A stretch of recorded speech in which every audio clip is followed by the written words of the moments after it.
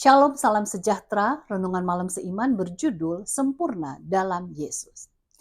Dialah yang kami beritakan, apabila tiap-tiap orang kami nasihati dan tiap-tiap orang kami ajari dalam segala hikmat, untuk memimpin tiap-tiap orang kepada kesempurnaan dalam Kristus. Kolose 1 ayat 28. Rasul Paulus mempunyai ambisi untuk mengabarkan Injil ke berbagai negara dengan tujuan yang sangat penting, agar banyak orang dapat menjadi sempurna dalam Kristus. Apakah yang dimaksud dengan sempurna di dalam Kristus dan bagaimana kita bisa mencapainya?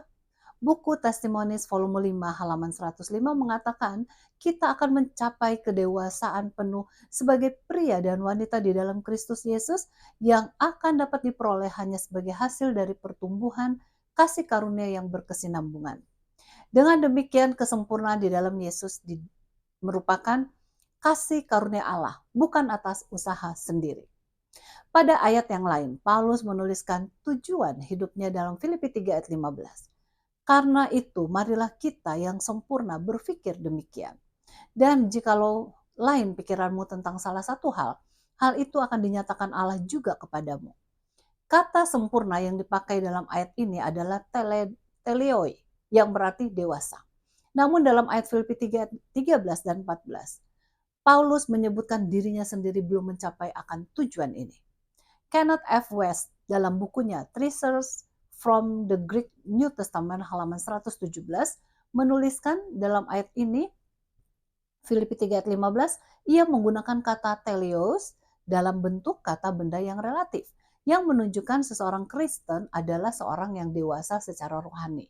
Sementara dia bertumbuh lebih lama maka ia akan lebih bijaksana.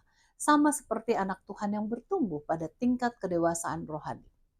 Namun dia harus menyadari bahwa dia tidak akan pernah mencapai tingkat kedewasaan rohani dalam arti mutlak, di mana dia tidak akan bertumbuh lagi sebagai seorang Kristen.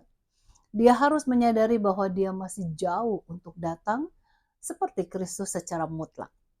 Masih ada jarak yang tidak terhingga antara yang seperti Kristus dengan Tuhan Yesus.